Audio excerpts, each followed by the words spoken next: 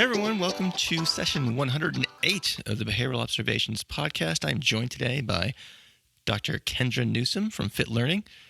Our original plan was to discuss how FitLearning has incorporated ACT and other mindfulness-based activities with their learners, and talk about that we did. However, we went down quite a few interesting and unexpected rabbit holes along the way. The sidebar that was of most interest to me was our discussion on how they run staff meetings. I'm sure you're thinking to yourself, how can staff meetings be interesting? Well, it sounds like the FitLearning crew found an answer to that question. And as such, you'll have to let me know what you think about their get weird approach to staff meetings. Kendra also dispenses some really unique advice for the newly minted BCBAs. And in case you're wondering, the advice is applicable to BCBAs of all experience levels. So you want to listen to this episode all the way through to hear what she has to say on that topic. Along the way, we discussed a number of books and podcasts and articles. So you're going to want to go to the show notes to this episode over at behavioralobservations.com, and I've done my best to capture all the links there. And just as an aside, if you join the email list, you can get these show notes delivered right to your email inbox. So just go to behavioralobservations.com. There's plenty of places where you can see how to do just that. All right, this podcast is brought to you by the ACT Bootcamp for Behavior Analysts. And we actually talk about this bootcamp quite a bit in this episode because Kendra is one of the presenters in the workshop. It's taking place from March 19th to 22nd in Reno, Nevada. Attendees will earn a total of 32 CE units, including 4 ethics and 3 supervision CEUs. What a surprise. This sounds like it's something that's interesting to you. Check out praxiscet.com/BOPOD.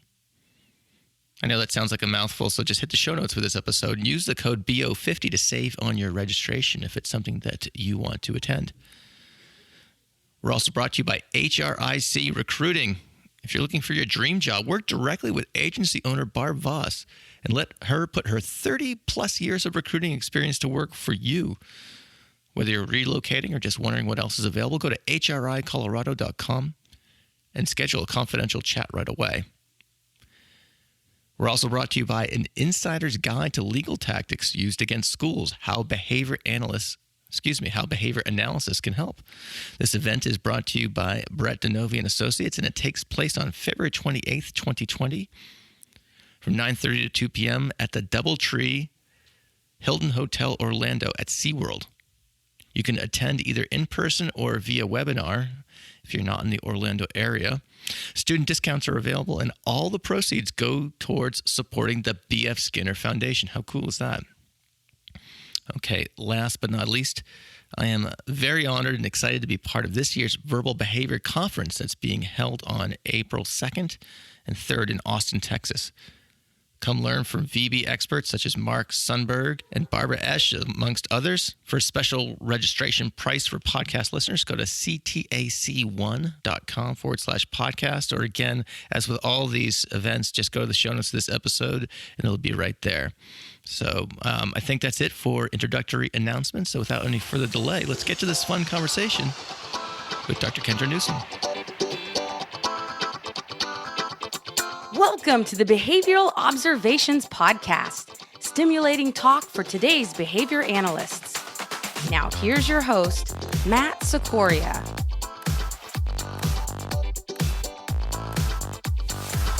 Dr. Kendra Newsome, thanks for joining me today on the Behavioral Observations Podcast. How you doing? Doing great. Happy to be here.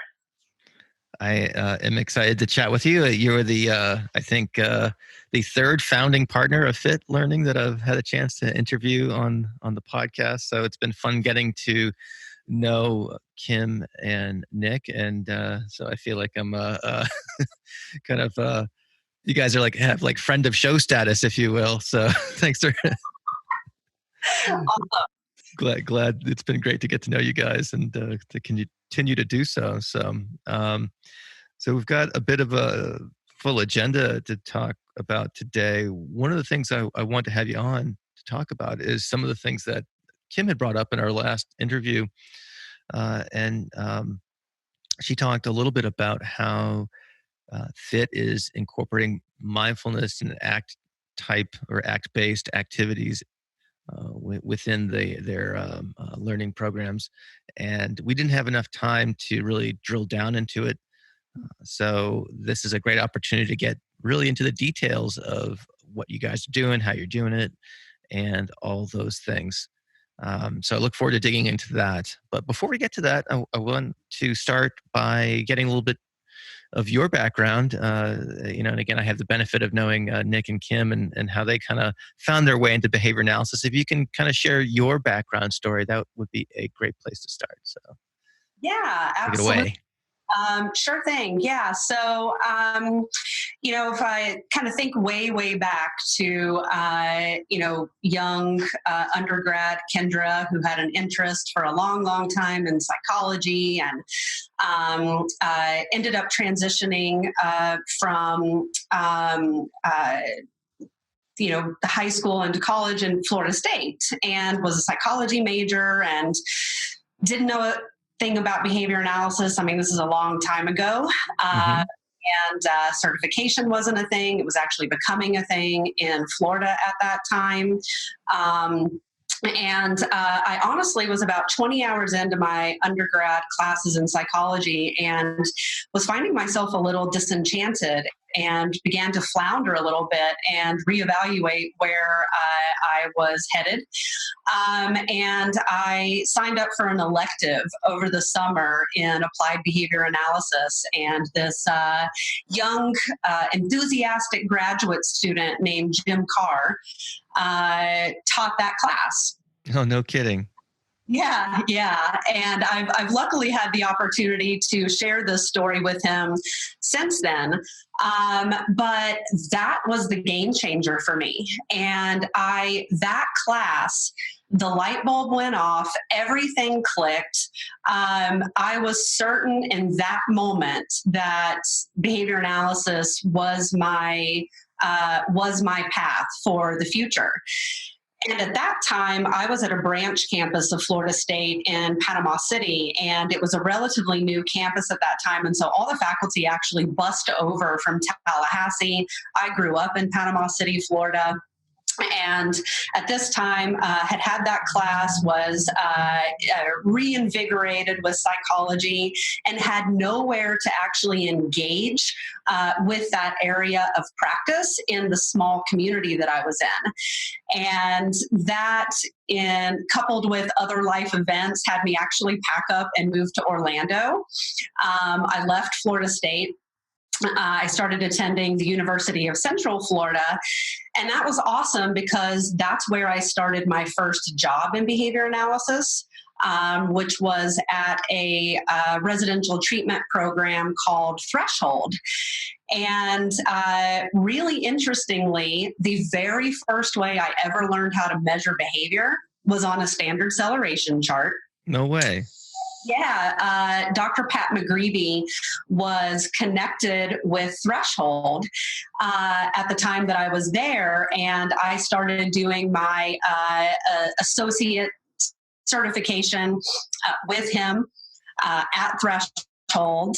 And it's really interesting because, I ended up doing other things in behavior analysis that had me move away from standard acceleration charting.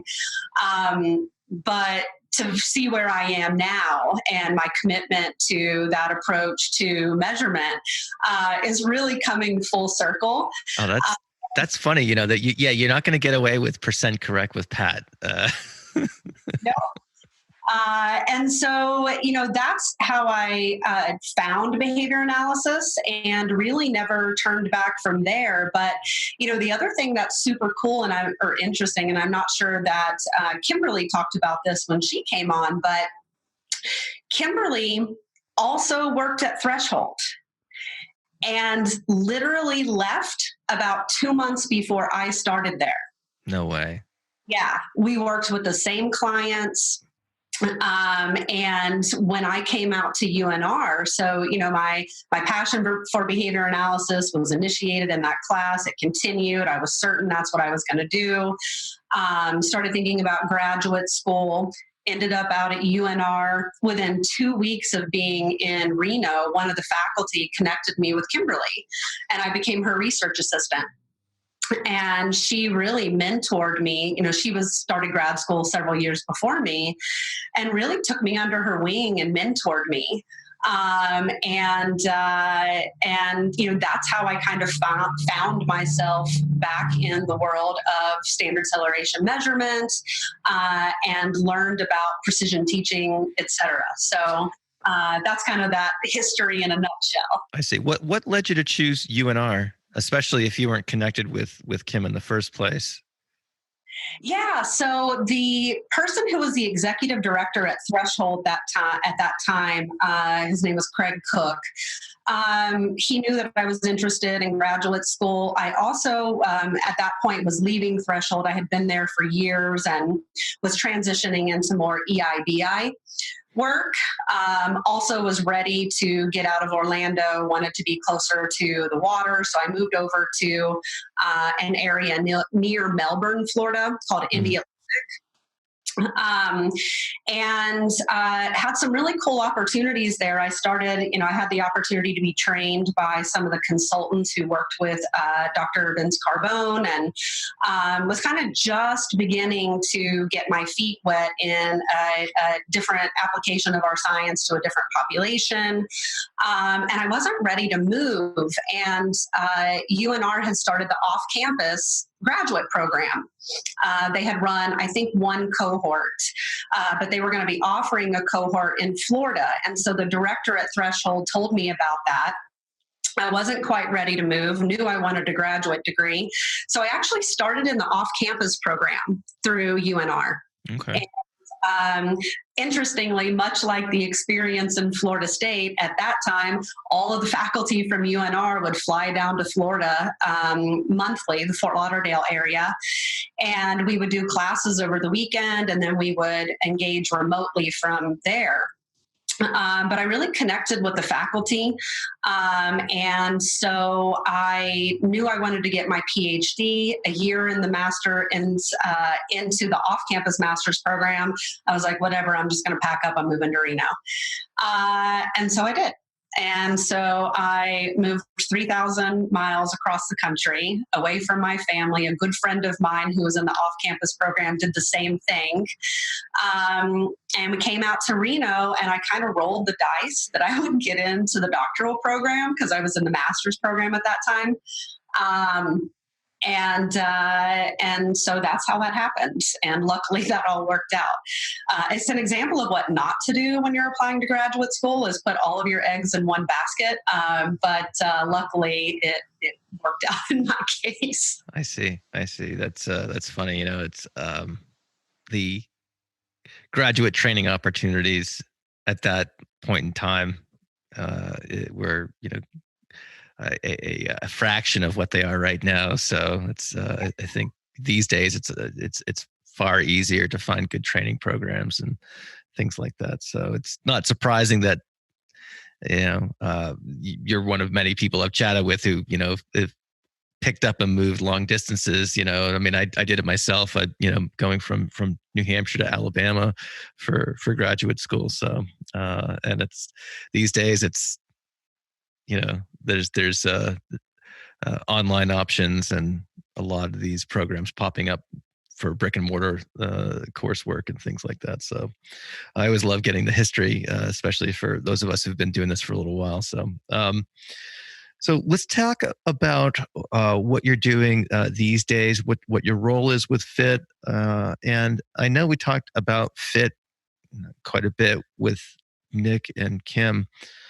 But I want to hear it from your perspective, and I also want to kind of, if there are some blanks that you want to fill in, or aspects of what you guys do at FIT that we didn't cover in those earlier conversations. I would love to hear your take on those as well.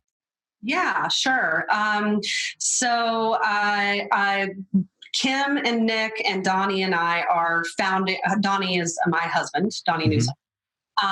founding directors of FIT. And I know that Kimberly shared a lot about the history of the development of our program through UNR. Started with a couple of graduate students, was called something totally different. Kimberly came in, started calling it something totally different, Center for Advanced Learning. I came into the picture in 2002. And had a stipend placement at what was then Cal.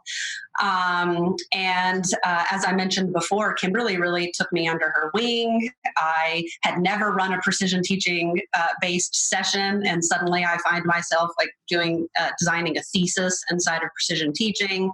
I wasn't even working inside of the center yet.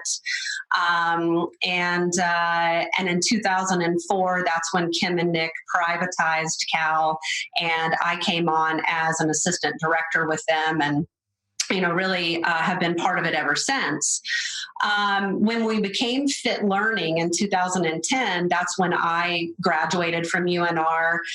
Kimberly and Nick were really awesome, and they were just really committed to the idea that I could have a career in this area. I mean, I loved every area that I got to work inside of our field. So I worked with adults in the residential treatment facility. I worked with young children inside of a more typical home-based EIVI program. And the excitement that I found in the application of our science to teaching and learning of academic repertoires was really unparalleled. And Kim and Nick just took a stand that I would have the opportunity to have a career in this field and with them. And so they moved to New York, and right about that time, Donnie and I had been dating. I guess we started dating in 2008. And an interesting bit of history for what FIT is today and how Donnie and I starting to date kind of factors into that is that Donnie and I had the opportunity early in our relationship to go teach in the Middle East for 2 months. Mm-hmm. So newly dating, and we're going to go sign up to live in Jordan for 2 months to not only live in a foreign place, but also work together side by side very closely. So we were super clear this was either going to make or break. That's right. At the end of 2 months, one or two things will happen. Exactly. So the fact that we're married probably tells you how that worked out. But what was really neat is that we got to Jordan and started working together, and we realized how diverse our skill sets were and also how complementary they were. And so Donnie had, this sort of systems, OBM, skill set that I didn't have, and frankly, Kim and Nick didn't have. And, we're all awesome clinicians. Donnie had also done some clinical work, but, had really focused more on OBM and systems applications. And so we kind of lacked that in our organization. We were producing really awesome outcomes, but, the organizational side of things was kind of an afterthought. I see. So Donnie coming on board really brought that element. And so in 2010, when Kim and Nick had gone to New York, Donnie and I were in Reno kind of rebuilding the organization from, how do we incorporate behavior analysis across all levels of our organization? How do we build systems? And, we didn't have a single checklist, and we probably now have 100. We didn't have any articulated processes in terms of, the management and running of the organization. And so Donnie really brought in that piece, and it kind of rounded out the skill sets that Kim, Nick, and I had, and was a critical ingredient to putting us on this trajectory of creating the affiliate network that we have now. Um, so that's a little bit of history that I'm not sure has been shared before. Are you hearing about all this ACT stuff and wondering whether it's for you? Are you interested in acceptance and commitment therapy, but are concerned that it's outside the scope of your training? And finally, can you get away for a few days at the end of March?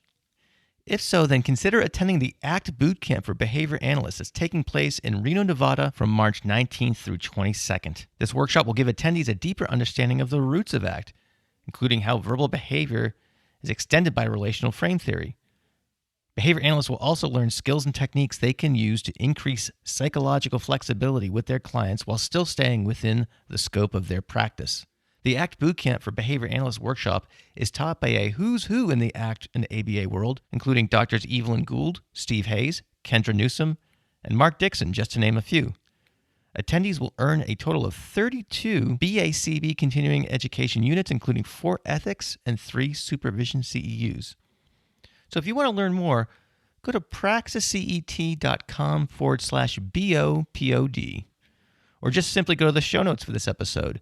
And if you end up signing up for it, use the code BO50 to save on your registration. Again, this is the ACT Bootcamp for Behavior Analysts that's taking place in Reno, Nevada from March 19th through 22nd. And go ahead and hit the show notes for a link to get more information.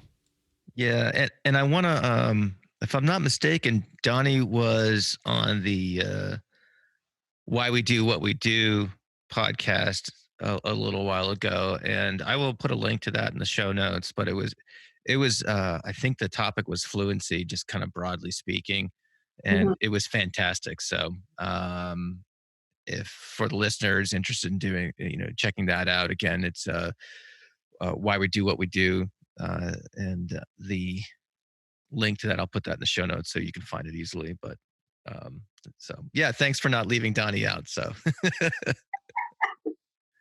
little shout out, right? It is funny. I don't know. I guess I could. It's going to make some sort of comment about the 2 love connections or whatever that occurred, just the development of the organization. I can imagine there's got to be a gazillion funny stories, but that will take us far afield from our agenda here. So I want to talk a little bit about. Well, first of all, before we get to the mindfulness ACT stuff, is there anything else about FIT that you want to mention more generally before we dive into the main topic here?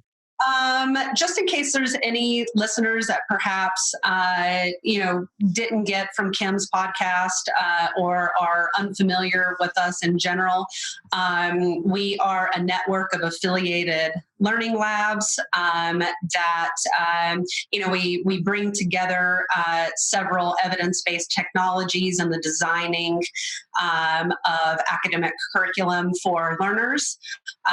We have Donnie's so much better at saying exactly. I think we're up to 33 locations worldwide. I was just going to ask that. Wow. Yeah. And yeah, some of them are pretty far flung too, right? Yeah, we're in Australia. We are in Canada. Our mission is to really transform what is possible on the planet inside of education. And to do that, we needed to be bigger than a site in Reno, which is obviously where we were homegrown, and having some locations in New York. So we need a village to conquer that particular noble cause. So, we work with a variety of different learners, anywhere from age 3 and up.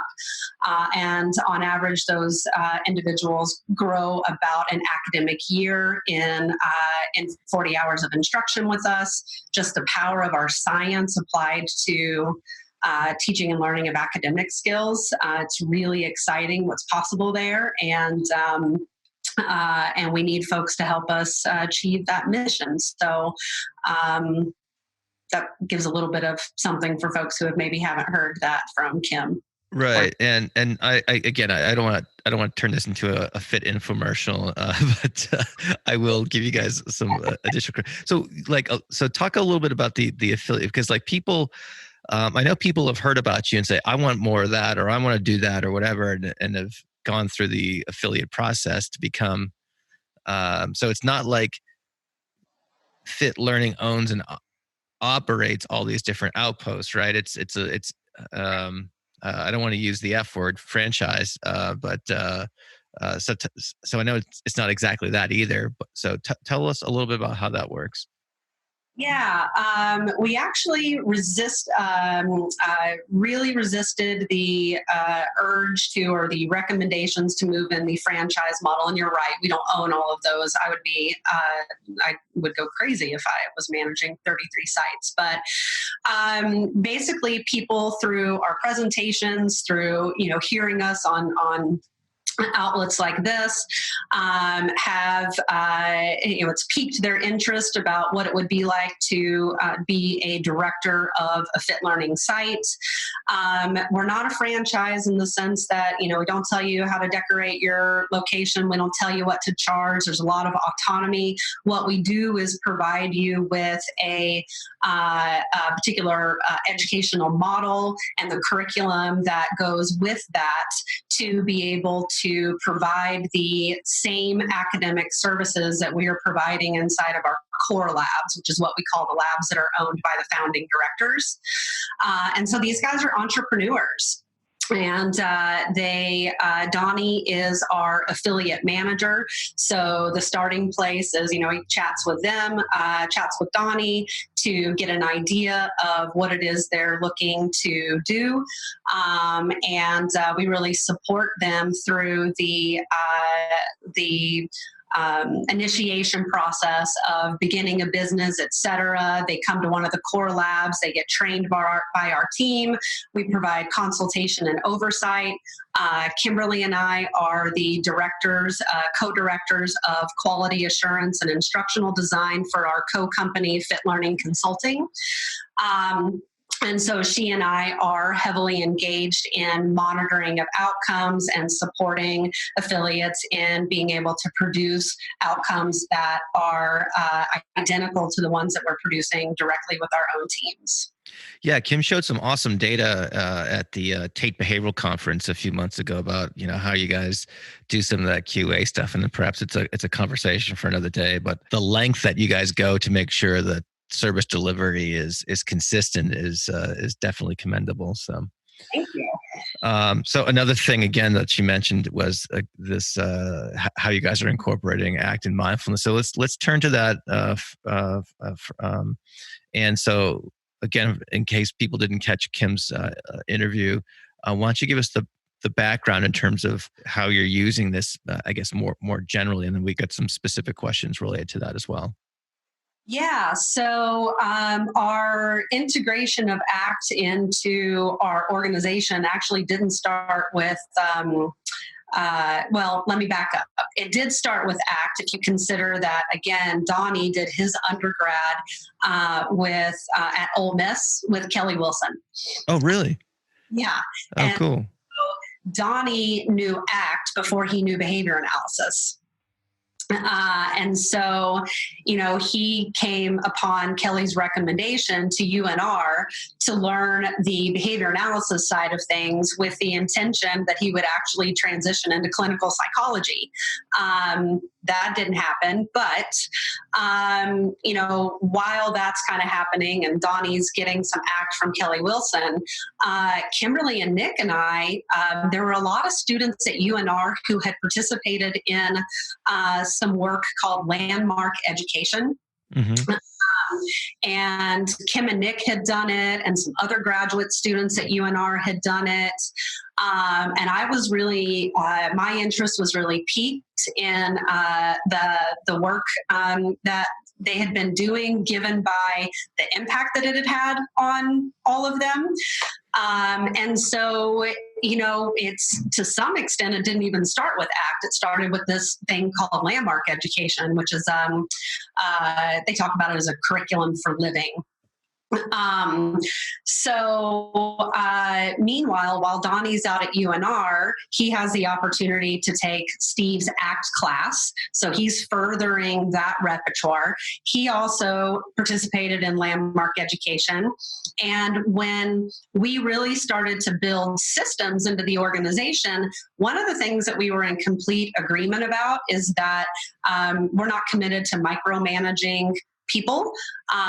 We really want to give people the freedom and to manage their own time. And what there was for us to do was actively manage culture and create a culture that occasioned people wanting to be engaged with the areas of their work that were important. And so we really started to look at, there were a couple of key readings that we did that were in service of this. At this time, we didn't have values, right? Like we have values, but we didn't have stated organizational values.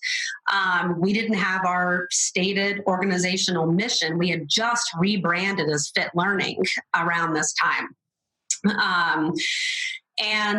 But we started to look at, how do we create an environment where people want to stick around so that we're not having to deal with turnover? And what are the resources that we can incorporate inside of the commitment that we're not going to micromanage people? We want this to be a place that they want to stick around in. And so it kind of started with that inquiry. And one of the first things we did was create a value staff meeting that we do every month in Reno, and we have done it for 10 years, and we have never missed a month. All right, tell me about this. Okay, so we also call it our Get Weird meeting. Uh-oh. Yep. And the purpose of the meeting is Get weird. And I'm literally, if you ask any one of my staff, in fact, we have some new interns coming in Reno, and I always create the intention of the staff meeting because all of our staff meetings have a little bit of a unique composition in our Reno location. And I said, this is called our values staff meeting, also known as, and of course I bring a little direct instruction repertoire, everybody get ready, together, and my whole staff says, Get Weird meeting. Wow. So, but it's cool. We start that meeting with what we call shout outs, which is essentially a collection of acknowledgments that we write throughout the month for our staff. It can be an acknowledgement for the outcomes that they produced with a learner. It can be a shout out for helping somebody cover a session because they were out sick. But we spend about 20 minutes reading acknowledgments out loud to the whole group.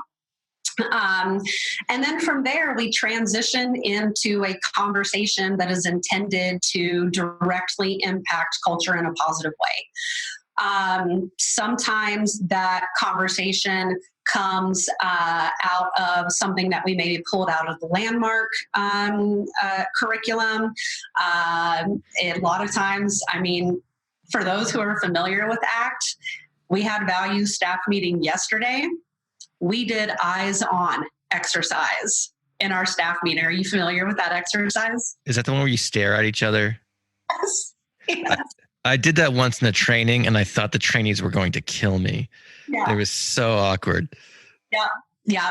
So we have actually yesterday. And they got over it, of course, but. Yeah. So fill in the blanks here, though, because I'm paraphrasing. So for the benefit of the listener who's not sure what this means. Yeah. So eyes on, it's exactly what you said. You stand about an arm's length away from another individual. It might be a guided eyes on or an unguided. A guided would have some prompts, verbal prompts throughout the process for particular things to engage with while you're staring into another person's eyes. And unguided is just, okay, start. And now you are silently going to look into the eyes of the person standing across from you for a period of time. And we had two people, this was their first time in our staff meeting, and they're standing there doing eyes on in their first meeting with us. And the reason, if you haven't tried it, the reason why we're laughing is it's excruciatingly uncomfortable, or at least I'm just sharing my experience with it. So I cry every time. really? Yes. Yes, 100%. When the last active boot camp that I attended, helped provide content for, I did it with Jonathan Tarbox, who was one of the very first graduate students that I met in Reno, and a really old friend. And I don't know. I just got so emotional. It's really interesting, everything that shows up, but it's about just being with people. And, being present to just being with someone and noticing all the things that tend to show up for us in that uncomfortable moment of just being with someone. So as you can see, a Get Weird meeting is really an appropriate label. Yeah, totally. All right. So you do the shout outs, you do the culture conversation, and then some sort of exercise. Is that, do I have the flow correct here? Yeah, so there's generally an exercise that is part of the conversation. We might also incorporate a reading. So there's a really great book. And in fact, this book was the springboard for the development of our values and our noble cause, which is to transform what's possible on the planet in education. And it's a book called Tribal Leadership. Okay. And really awesome book. And we've actually read that cover to cover with our staff 3 times over the last 6 years. We just finished it 2 weeks ago, the 3rd read of them. And out of that initial read, along with with Kim and Nick and their team, our entire staff participated together to create what is now our values and our noble cause. And so, it's not as if Donnie and Kim and Nick and I sat down and said, these are our values. And now you guys go execute. Yeah, exactly. It's a really active process with our crew. And came out of that tribal leadership read that we did. Okay. So, I'll put an Amazon link in the show notes for people who want to check that out. And I don't mean to kind of hover over the staff meeting unnecessarily, but, and perhaps to some people that might sound like an odd thing to get interested in. But, I think for those of us who've been in meetings that have,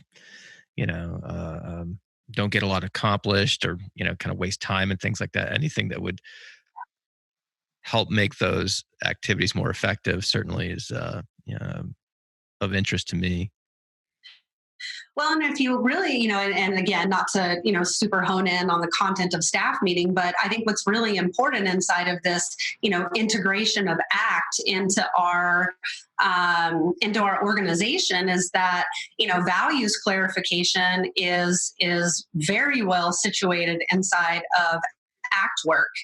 And once we have those declared values, they really become the compass bearing for every other decision we make about how we run this organization. And so our staff meetings are no exception to that. Our values are what inform the content of those meetings. And so, we have a value of science. So one of our staff meetings is focused on data share and reading and discussion of an article from, behavior analysis literature or education literature, right? So the values clarification exercise doesn't just impact values staff meeting. We have a value of impeccability and integrity. So we have staff meetings that are really focused on the integrity of our curriculum and programming process. right? So, the overarching values are really have been instrumental in how ACT has really been incorporated into our organization, much more broadly than just, having a staff meeting once a month that's focused on values. Are you looking for a new job, but you're overwhelmed with all the emails that you're getting from various ABA agencies? What if there was someone who was in your corner and could help you find the perfect job placement? Well, that person exists. Barbara Voss has been working as a recruiter for over 30 years, and her company, HRIC, specializes in placing BCBAs in permanent full-time positions throughout the United States. Barbara has been placing BCBAs since 2011, so she knows our business, and she offers personalized service to any BCBA looking for a new position. She also helps companies looking to hire BCBAs too. Here are just some of the things Barbara can help you with. She can provide information about salary ranges in different markets across the country. She can help you write your resume. She can coordinate and prepare you for the interview process, and even help negotiate the right salary for you. And best of all, there are no charges to any candidate for all of these services. When you're ready to make a change and want to work with someone who will listen to you and understand what you need in a new position, contact Barbara at HRIC. To schedule a confidential discussion, head over to hricolorado.com. Again, that's hricolorado.com, and hit the contact button to connect with Barbara. You won't be disappointed. I see. All right. Fascinating, or at least I find it fascinating. So let's talk a little bit about how you're using it with your learners. So did you start out from the get-go? I mean, it sounds like there's some ACT knowledge, ACT skills, etc., that were kind of baked into the origins of FitLearning, right? Based off of the various backgrounds that you guys brought to the table. And it sounds like you guys do a nice job kind of incorporating that into your work with your staff. Did the original Fit learners participate in mindfulness-based activities, or is this a recent development? It's a more recent development. We really started it. So one of the things that felt really important to us when we started to look at integrating ACT into our work with learners was that we really needed that to be done authentically with our staff. And in order to give access to being able to do that authentically, and by authentically, I mean, can you authentically guide a learner through a present moment awareness activity if you have never had a present moment yourself? Mm-hmm. And so we kind of took the approach of you have to live it to give it. And so where we started was with our staff. And so, we start about 2 years ago, we started, every staff meeting starts with about 5 minutes of mindfulness, and a new staff leads that every week. And that is in service of people sharing ideas and techniques that can then be incorporated into sessions with kids. And it gives us all an opportunity to practice leading, practice participating, notice how some mindfulness exercises land better for some people than other people. So it's not really a one size fits all. It's more of an inductive process to determine, what really works for this person here and now. So it started there.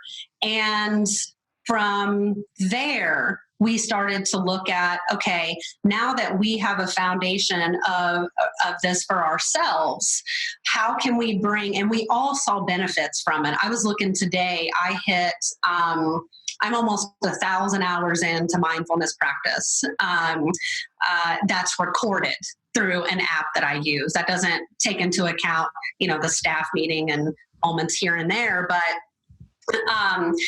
we all started to see the benefits of it. And so everybody was actually really eager to start to bring that to their kids.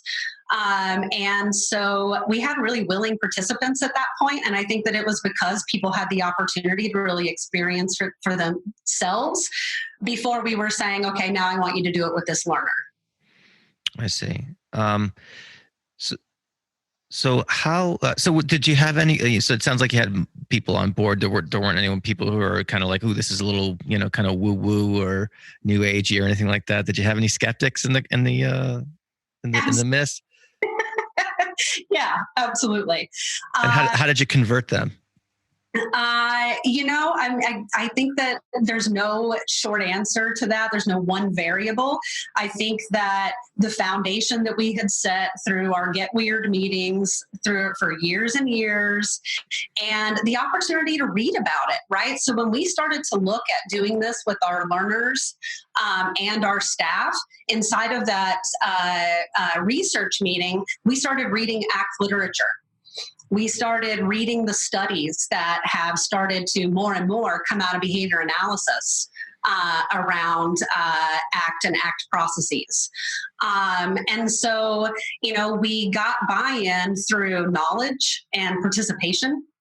And so that actually went pretty easily. And, sometimes I think I was more uncomfortable about the perception that it might be, or the assumption that it might be uncomfortable for others than any of my staff were.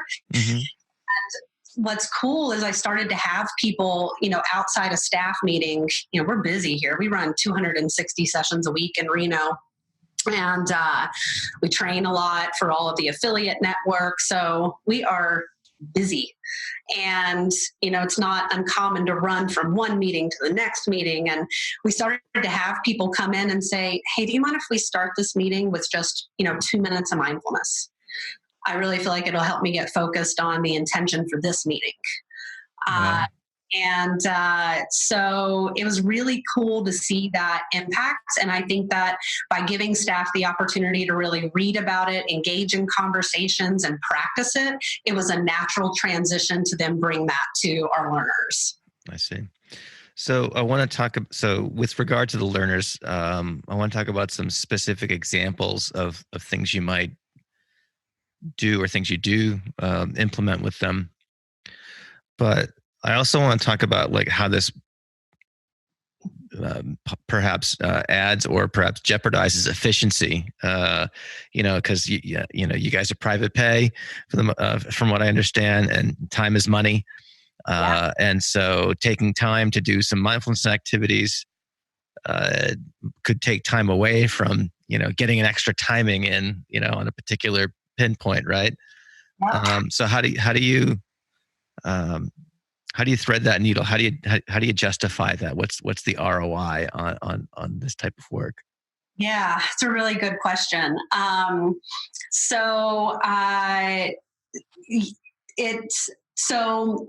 There's a couple of bits to that question. So one is, where we start with learners is always direct acting contingencies.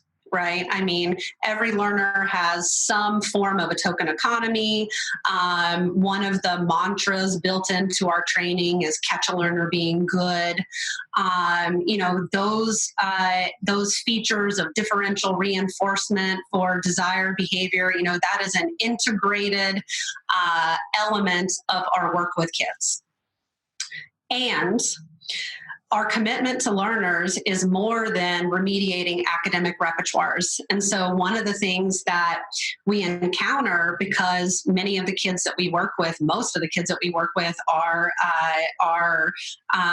very language abled and sophisticated in their language repertoire, is kids where we would remediate the academic side of thing and really remove those academic barriers to success, but their experience of who they were as a learner was not transformed.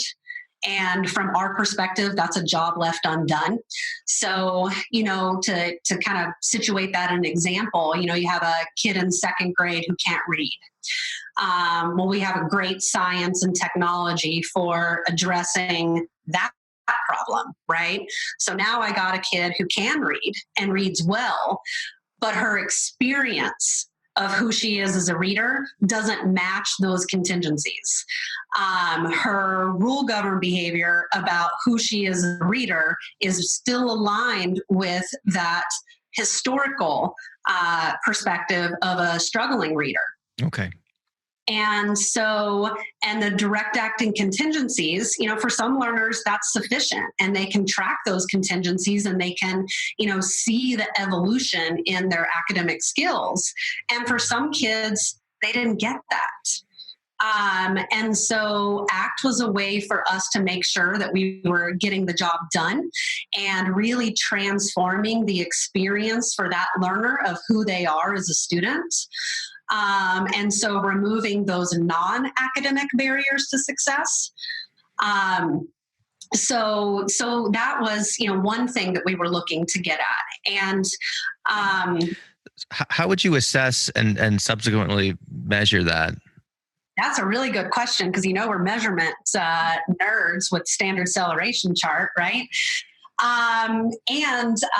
So one of the things that, when we started to look at this work, a driving theme was, what behavioral measure are you going to employ to evaluate the effect of this ACT component?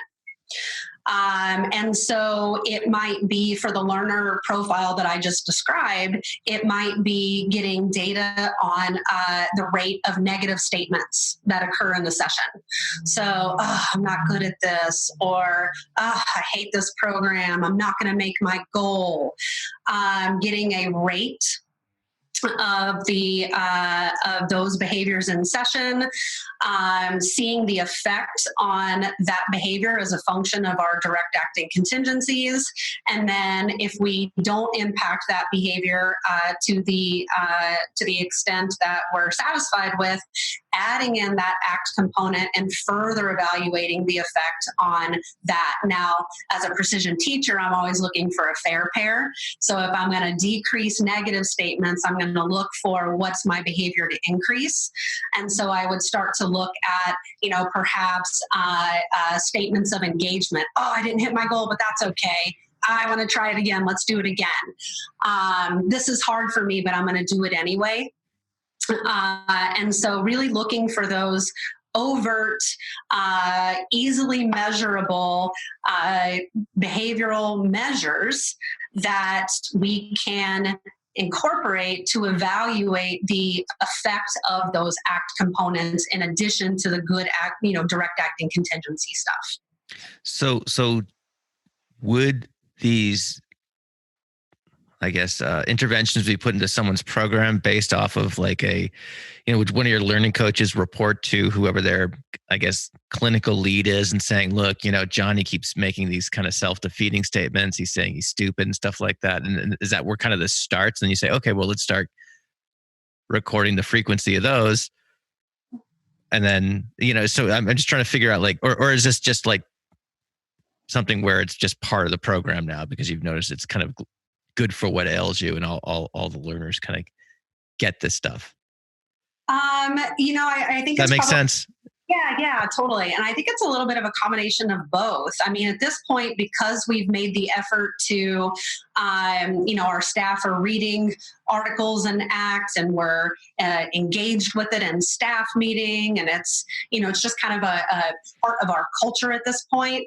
I think that, even when kids come in for their initial assessment, our assessors are looking for those particular behaviors. Oh, okay. That makes sense. Are getting baseline data for on session one. And, every student starts with the direct acting contingency stuff, the token economies, the, reinforcement for achieving personal bests on programs, et cetera. That goes in from the onset. Mm-hmm. During the assessment, observations are made about other features of the students' behavior in that assessment that might inform the utility of bringing in some ACT components. So our assessors are really good at saying, hey, from day one, let's get data on this particular behavior. And one of the things with mindfulness in particular, because, we're going to also, we have a stuck learner who tends to engage with a thought or a statement, I'm stupid, as if it is real. That might inform bringing in some other ACT process like diffusion. Mm-hmm. But we get a lot of learners who have ADD and ADHD diagnoses. And so they might have a high rate of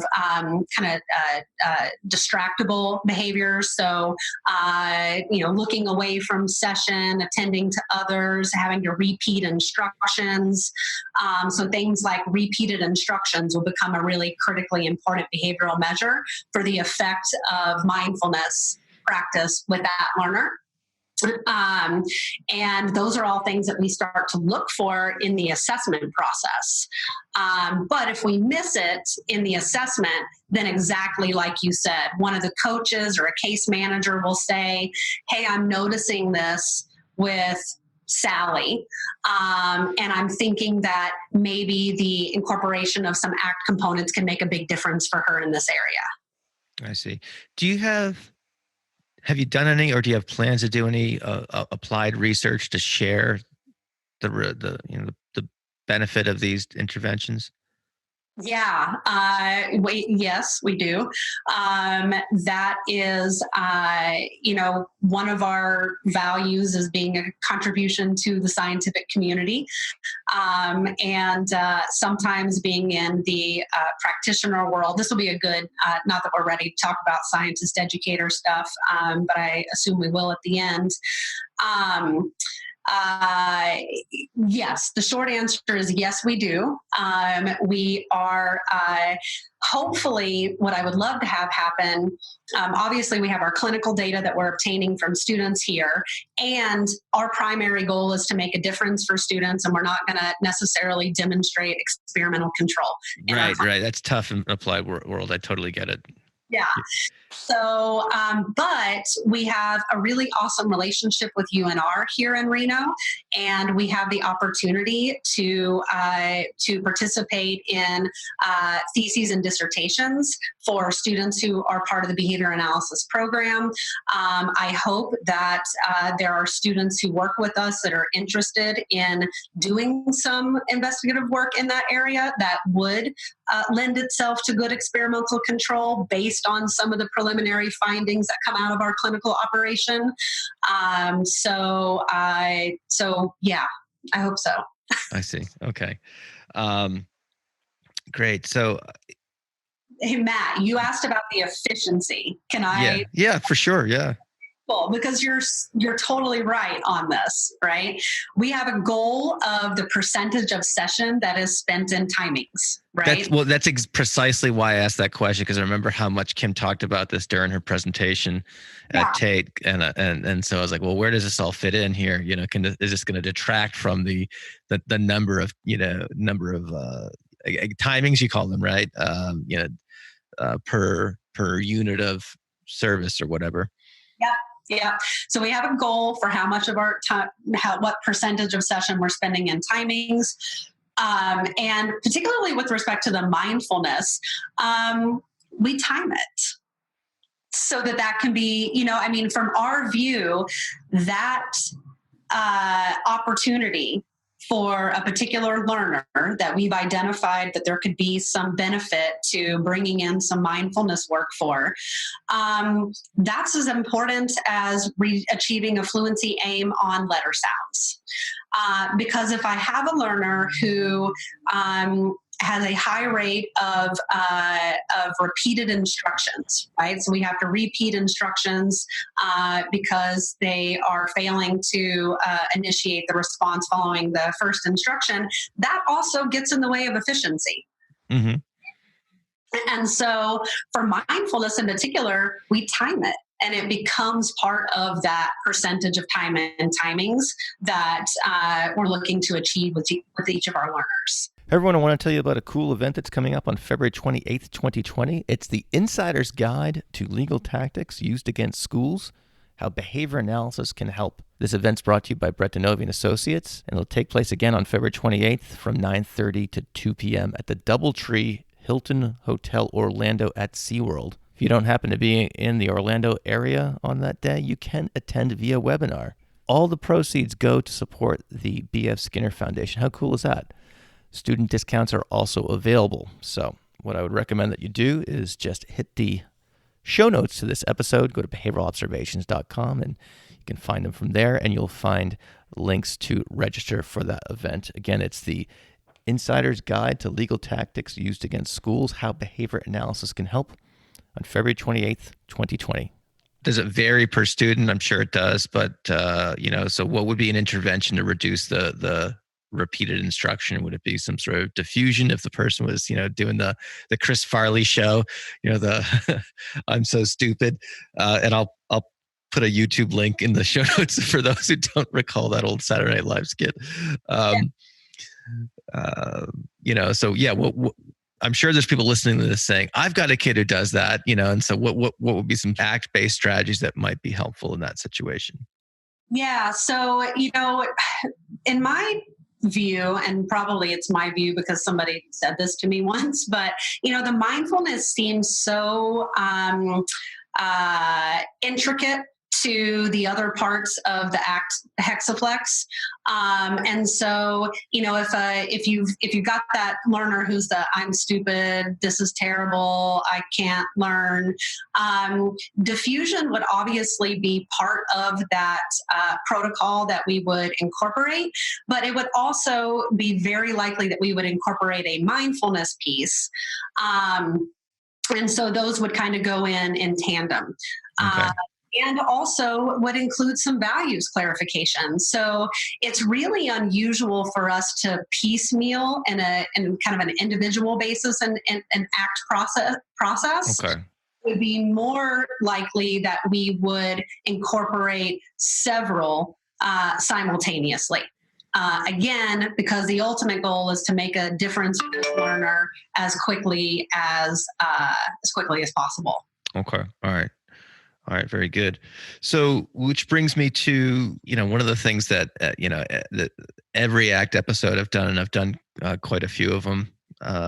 We always talk about, getting training and things like that. Mm-hmm. You and Donnie will be participating as presenters in the upcoming ACT Bootcamp that's taking place. And just to be completely candid here, the company that's putting on the ACT Bootcamp, Praxis Continuing Education and Training, is a sponsor of the podcast.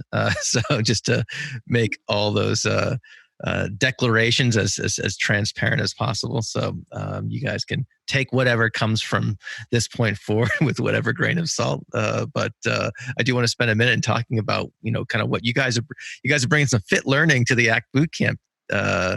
So I'm excited to hear what your contributions will be. So you want to talk a little bit about that? Yeah. So I am just, it's really crazy for me to think back to my time in graduate school and look at where we are now and getting an invitation to participate in the ACT Bootcamp, which is just really incredible. We led an evening session for the last ACT Bootcamp for behavior analysts that was in Reno last year. And that went really well. And so they invited us to guide both evening sessions for the ACT Bootcamp that's coming up in March in Reno this time around. And, this was really cool. We were all in a meeting with that team of incredible individuals a few weeks ago. And one of the things that Steve said is that, the FitLearning crew, they really, they're out there doing it, right? We're not in academia.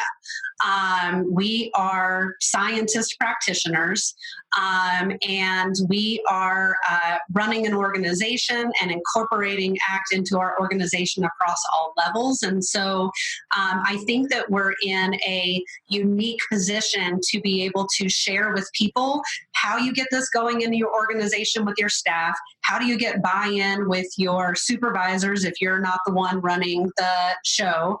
And what does it look like to then get this integrated in with your learners? What does that process look like? Because, we're doing it daily. So I think that that's the value add that we'll bring to that ACT Bootcamp experience. Is right. So it's not an ivory tower perspective. It's some real practical experience. Exactly. And, you mentioned the time is money and the ROI, and, staff turnover is a real concern in our field inside of some service models. And so, being able to talk about, we sent over half of our staff to one of the ACT boot camps in Reno. And I mean, that was a very expensive endeavor. Yeah.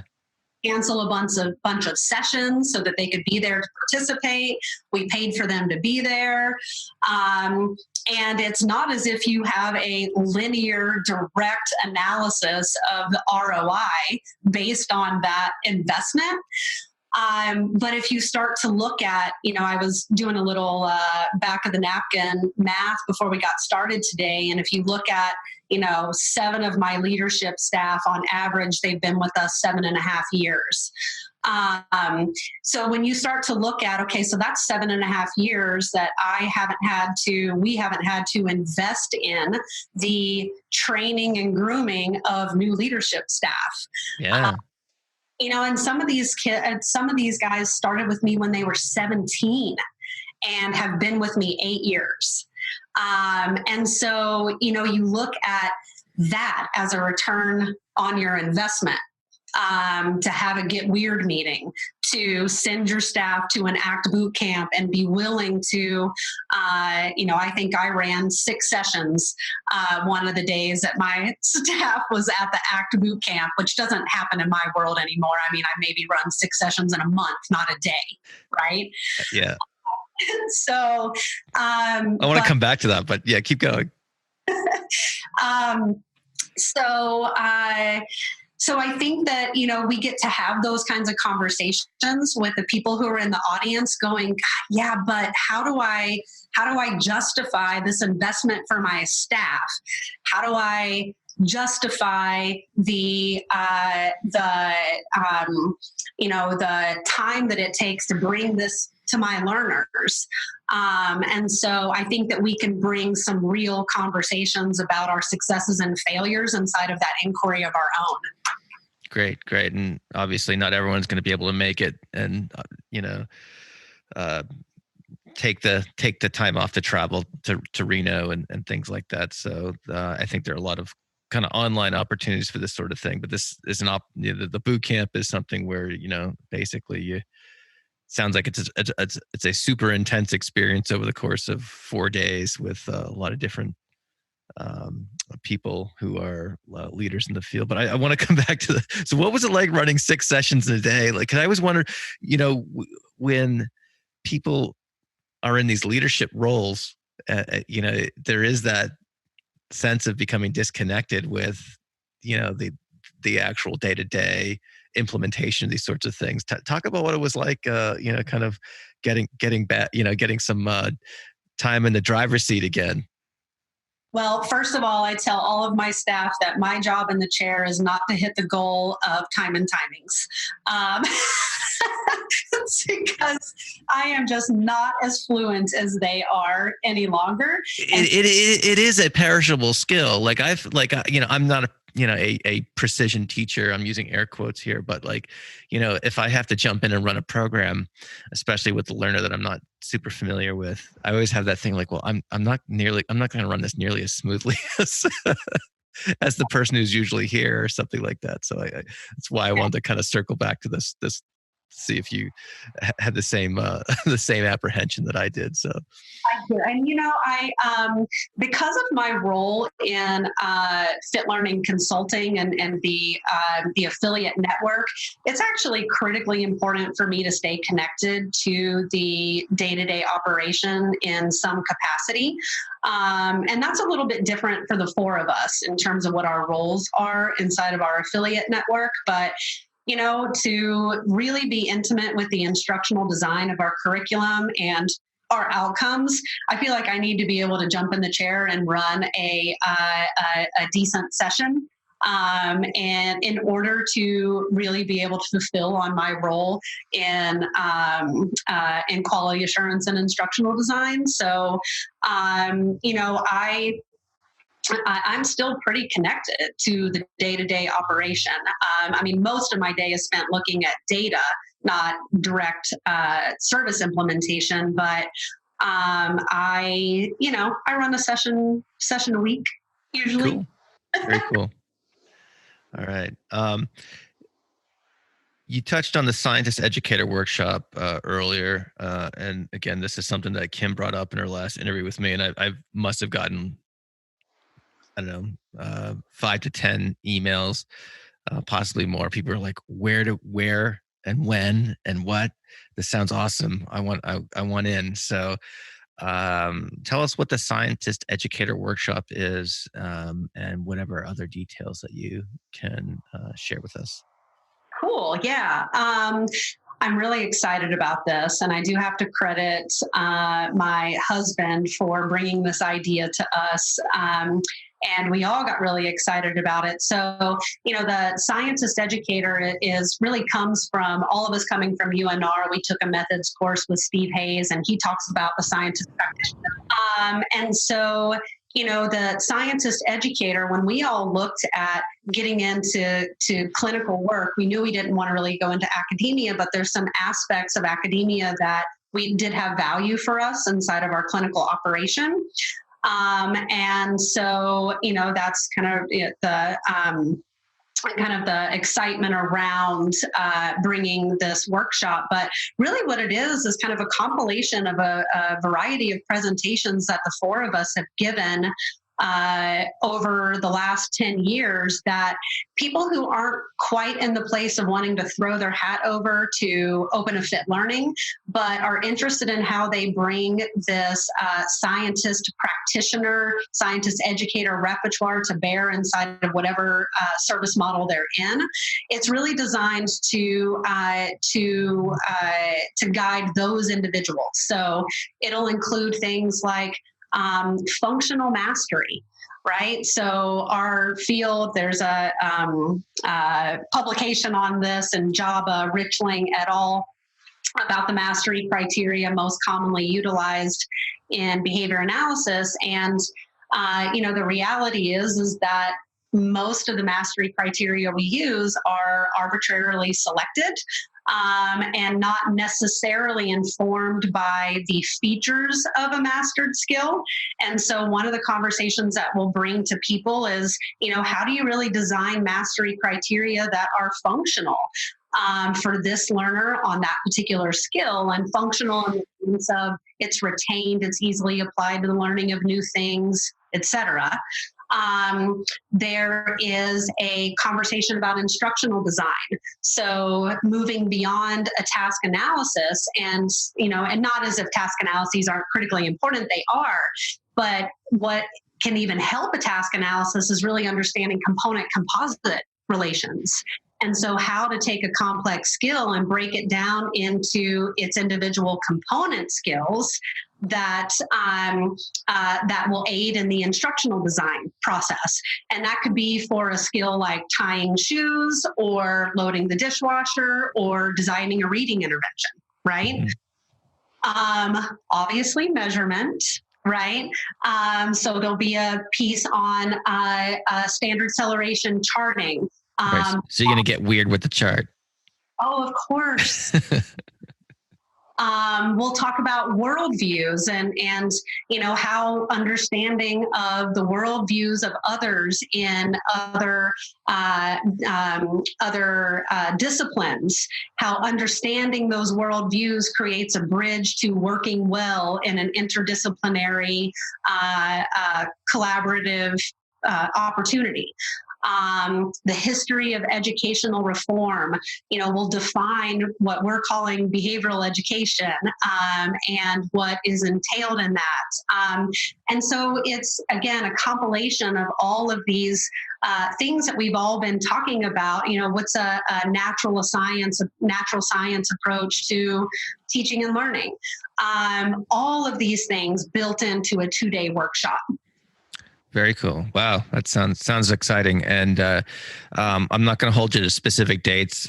From what I understand, things are still kind of in the planning stages. Do you have an idea as to when this might be going down? I have the exact dates. We can break some news here on the Behavioral Observations podcast. So we're teaming up with Praxis to help market and handle the registration side of this workshop. We are going to be launching our very first one in Reno, October 2nd and 3rd of this year. The details for that will be out in the next couple of weeks, but you can go ahead and save the date. It will be at the Whitney Peak. And we are really looking forward to our first launch of this. All right. Well, I guess the last thing I'll mention here is just kind of the commitment that you guys have for kind of disseminating what you're doing, whether it's in the ACT workshop or this, is commendable. So thanks for doing that. And so I think we're getting to the end of our time's availability here. So I wanted to give you the opportunity if there's anything else that you want to say about the things we chatted about, but also as we customarily do here, I want to give you an opportunity to close with some advice for a newly minted BCBA. So you can take that in any direction you like. I love it. I've been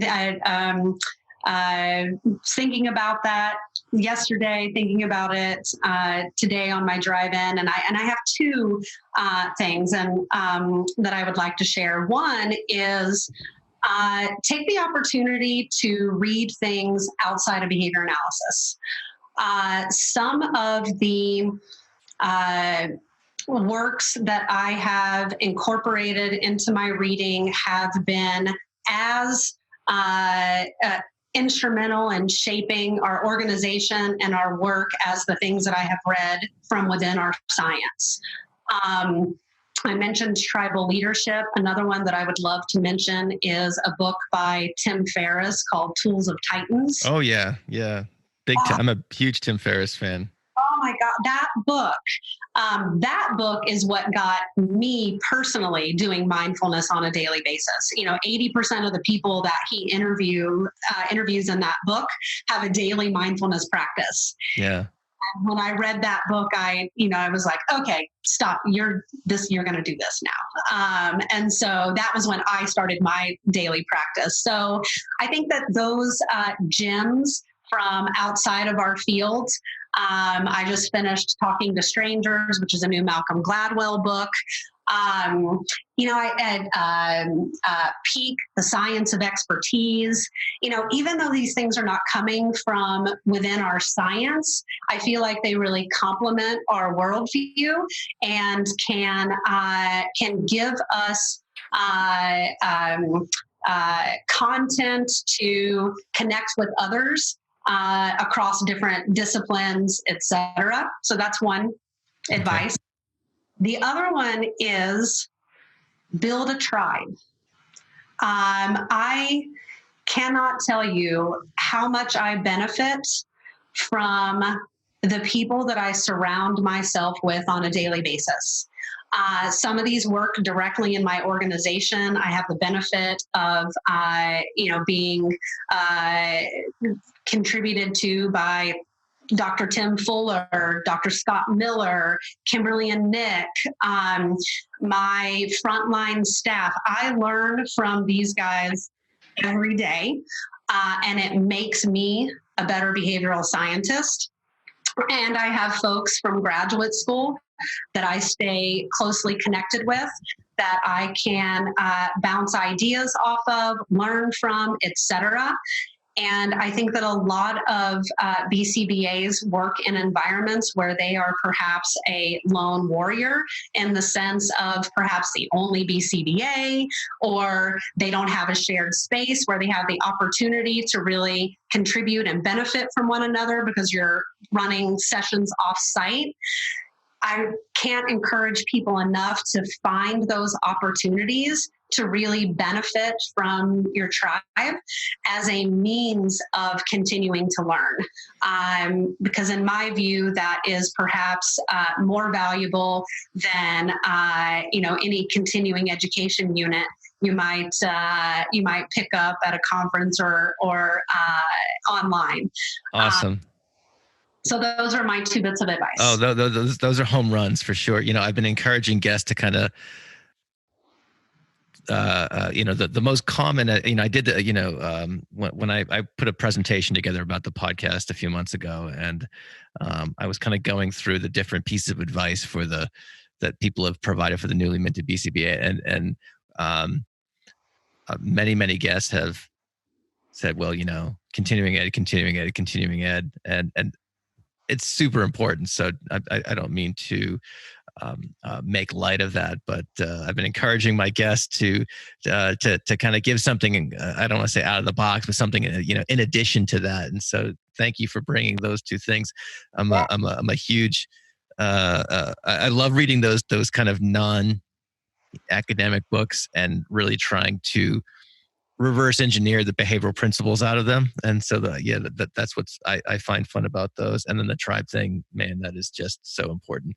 You got to have people like if you're on a long drive that you can just, ring up and, if they have a minute to bounce an idea off of. I know I do that all the time.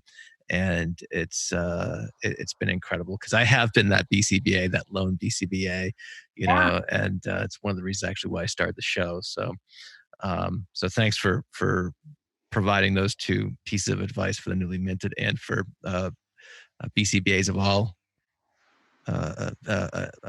experience levels. So, all right. Thanks so much for joining me today, Dr. Kendra Newsome. Look forward to chatting with you sometime in the future. Sounds great. Thank you, Matt. Thank you for listening to the Behavioral Observations Podcast with Matt Sikoria. You can find Matt's notes on this episode at www.behavioralobservations.com. We also invite you to stay connected with us on Facebook at facebook.com/behavioral observations and on Twitter at Behavior Podcast.